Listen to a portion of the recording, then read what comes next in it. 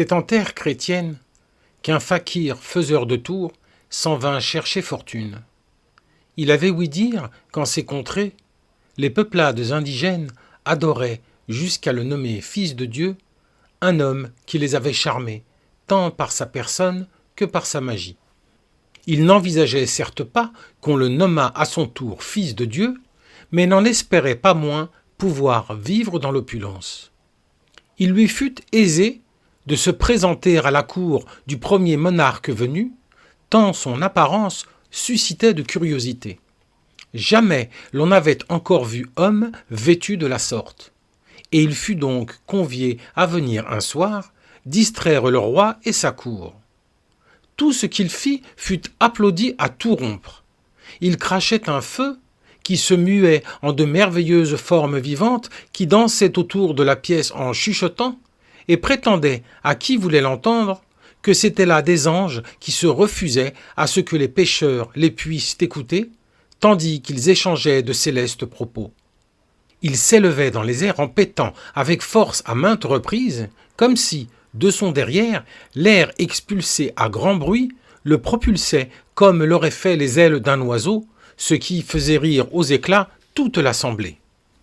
Les enfants ne tarissaient pas de ces mots qui surprennent et ravissent les adultes, n'ayant Dieu que pour ce petit homme à la peau hâlée.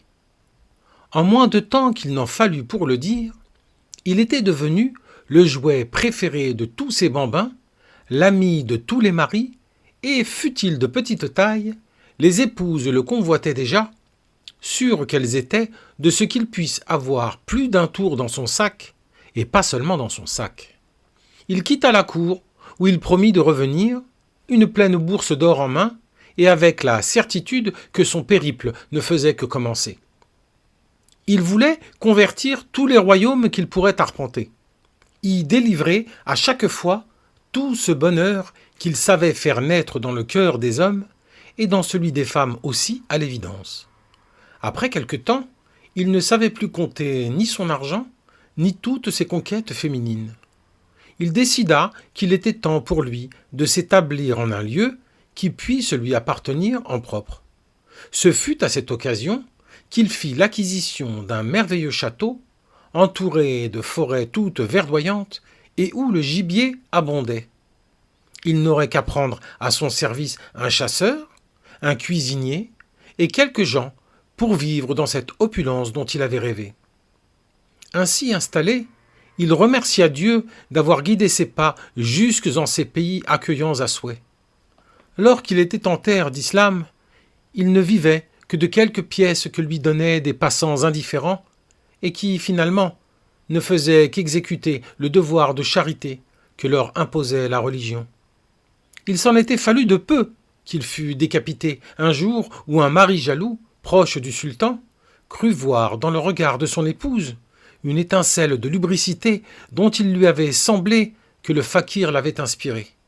Il n'avait alors dû son salut qu'à son tapis volant. Il nageait désormais dans le bonheur, et s'il ne comprenait pas vraiment ces gens et leurs croyances, il commençait de les aimer sincèrement. Une ombre vint pourtant assombrir sa béatitude. Sa réputation avait parcouru tant de royaumes et de terres avoisinantes qu'une sorcière, qui, par crainte du bûcher et par appât du gain, s'était faite amuseuse, voyant en lui un concurrent qui la pourrait ruiner et la renvoyer à ses maléfices, qu'elle détestait, comme devant l'Inquisition, qu'elle le détestait tout autant, décida de mettre fin à sa bonne fortune. Elle se présenta en mendiante devant le château du fakir et demanda à être reçue par le maître des lieux à dessein de s'adresser à lui de vive voix. Le châtelain, quelque habile qu'il puisse être, était un homme bon et soucieux de garder sa religion en toutes circonstances. Il accepta de la recevoir au nom de la charité. Une fois devant lui, elle s'agenouilla et lui dit « Seigneur, je sais qu'en ton pays, vous faites de la sadaqa l'un des 7 piliers sur lesquels peut s'appuyer celui qui aspire à la béatitude éternelle. Aussi, je t'en supplie, voilà des jours que je n'ai rien mangé, et ceux qui se nomment chrétiens se refusent à donner autrement qu'au sortir de la messe.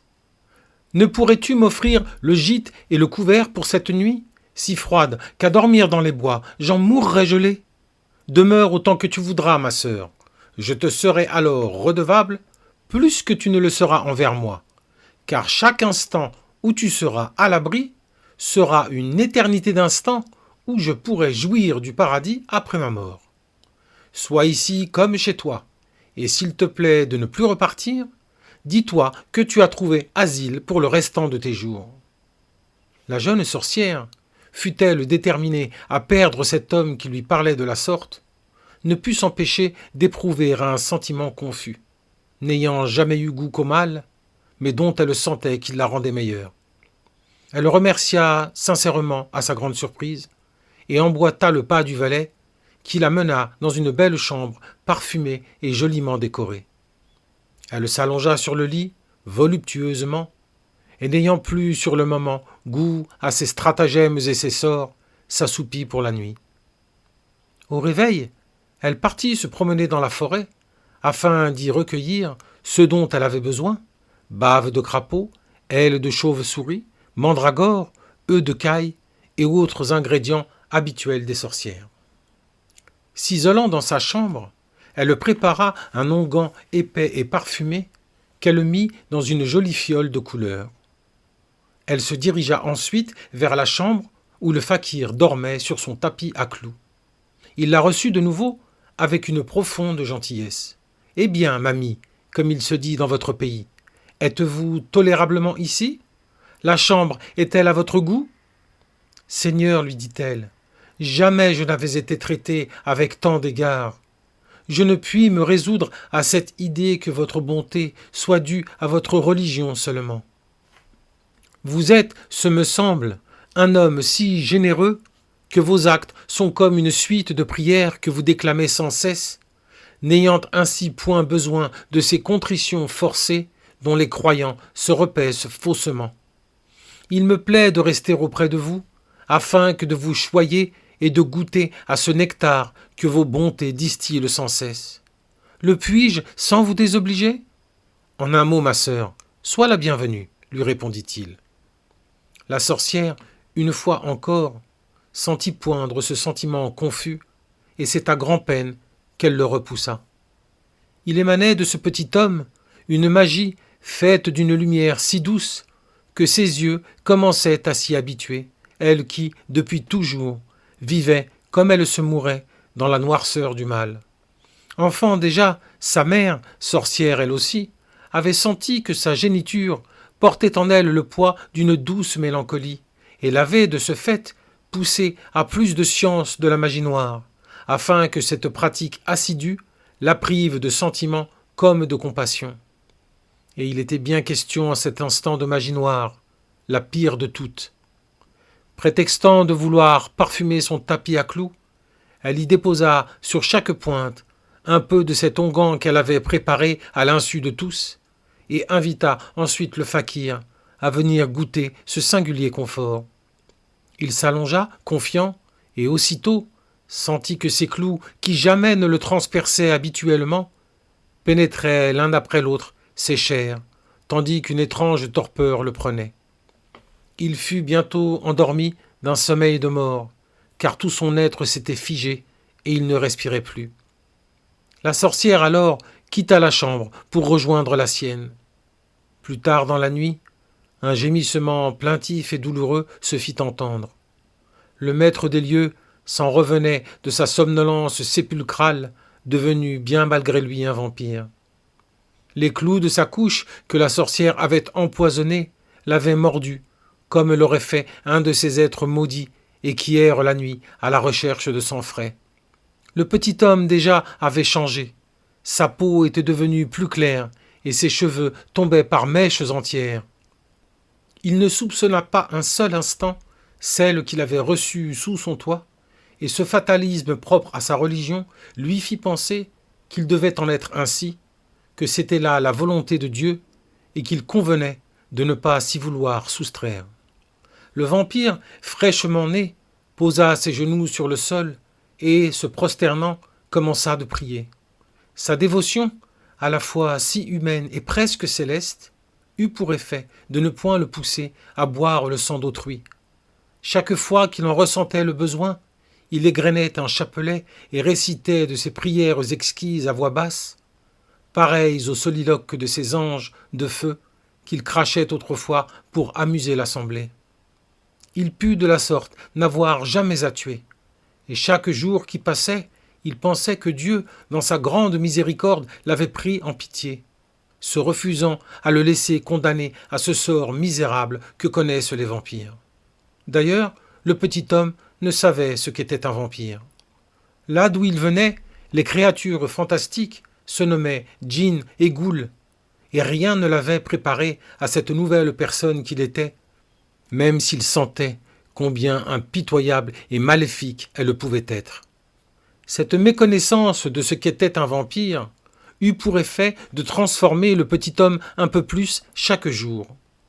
Son corps tout entier s'adaptait à ce folklore des pays froids tel qu'il l'incarnait désormais. Lorsque ses cheveux avaient fini de tomber, il lui repoussa une belle chevelure blonde, pareille à celle qu'arboraient tous les gens du pays. Ses yeux, auparavant d'un noir de jais, avaient fait de leur reflet bleuâtre un bleu couleur de ciel, si translucide qu'on y pouvait voir l'âme du petit homme qui prenait ses quartiers au sein de ce nouveau corps. Après quelque temps, il était devenu une merveilleuse et grande créature, et n'était ce prépuce revenu d'entre les morts, il eût été pleinement heureux. Pendant ce temps, la sorcière, elle, se mourait de culpabilité. Elle s'était alitée et n'avait cessé de sangloter, elle qui n'avait pu s'empêcher de s'éprendre du petit homme. Son corps aussi avait changé, car elle semblait plus morte que vivante. Sur sa peau diaphane s'écrivaient les 1001 remords qu'elle éprouvait, et sa chevelure noire était devenue rêche comme de la paille. Quant à ses yeux, elle avait tant pleuré qu'elle n'y voyait quasiment plus, et c'est aussi pour cette raison qu'elle ne vit pas un soir le fakir devenu un autre qui la venait visiter. Il prit sa main dans la sienne et doucement se mit de nouveau à réciter à voix basse de ses prières exquises dans une langue qui parut merveilleuse à la jeune sorcière qui déjà se débattait dans les limbes. Il porta sa main à ses lèvres et la mordit doucement à l'endroit du poignet pour en boire le sang.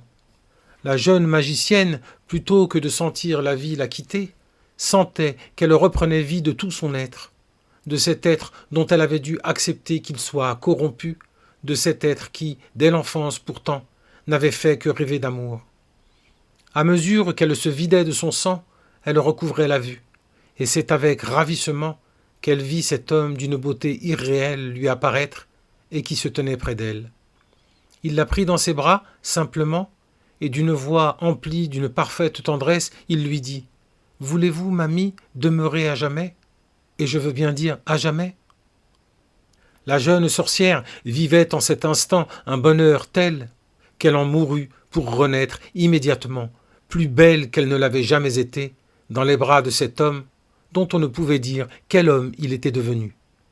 Tous deux étaient désormais liés l'un à l'autre par le plus doux des rituels, celui d'une morsure que chaque nuit il infligerait au poignet de son aimée, afin qu'elle puisse chaque fois renaître, et qu'à sa suite il puisse goûter ce bonheur d'être né d'elle comme de son amour. Durant toute cette éternité qu'ils vécurent, il ne fut pas un instant où le mal vint déranger cette harmonie digne d'un jardin d'Éden, gardé par de féroces chérubins, car il n'est de Dieu que Dieu, et seule sa volonté prévaut lorsqu'il est amour.